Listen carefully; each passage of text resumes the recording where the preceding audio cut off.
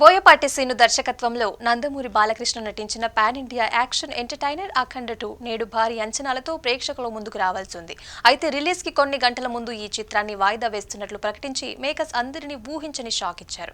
అయితే చిత్ర నిర్మాణ సంస్థ 14 రీల్స్ ప్లస్ మరియు ప్రముఖ సంస్థ ఈరోస్ ఎంటర్టైన్మెంట్స్ మధ్య ఉన్న పాత ఆర్థిక లావాదేవీలు మళ్లీ పైకి రావడంతో ఈ చిత్ర విడుదల మీద మద్రాస్ హైకోర్టు తాత్కాలిక నిషేధం విధించింది. ఈరోస్ సంస్థకి చెల్లించాల్సిన బకాయిలు క్లియర్ చేసే వరకు అఖండ 2ను విడుదల చేయరాదని కోర్టు ఆదేశించింది. ఇక ఆర్థిక లావాదేవీలు ఇంకా పూర్తిగా సెటిల్ కాలేదన్న కారణంతో డిసెంబర్ 5వ తేదీన విడుదల కావాల్సిన ఈ చిత్రానికి సంబంధించి షోలు పూర్తిగా రద్దు కావడంతో అభిమానులలో భారీ నిరాశ నెలకొంది. ప్రీ బుకింగ్స్ కోసం వేచి చూసిన ప్రేక్షకులు ఆగ్రహంతో సోషల్ మీడియాలో మేకర్స్ మీద విరుచుకుపడుతున్నారు.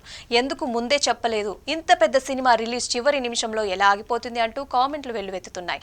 అయితే ప్రతికూల పరిస్థితులలో హీరో నందమూరి బాలకృష్ణ, దర్శకుడు బోయపాటి శ్రీను నిర్మాతలకి అండగా నిలబడినట్లుగా పరిశ్రమలో పెద్ద చర్చ జరుగుతోంది.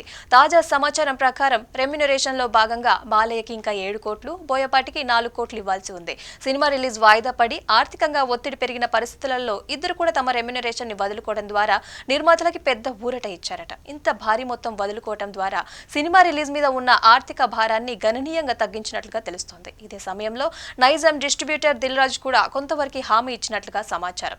ఈ ముగ్గురి కీలక మద్దతులతో 14 రీల్స్ ప్లస్ నిర్మాణ సంస్థ మద్రాస్ హైకోర్టుకి అధికారికంగా అప్పీల్ దాఖలు చేసింది.